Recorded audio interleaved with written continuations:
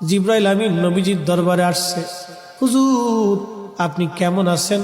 আল্লাহ জানতে চেয়েছে, যদিও আল্লাহ সবকিছু ভালো জানেন, তারপরেও আপনি নবীর খোঁজ নেওয়ার জন্য আল্লাহ আমাকে পাঠাইছে। জিবরাইল জীবনের শেষ বারবার আসতেছে।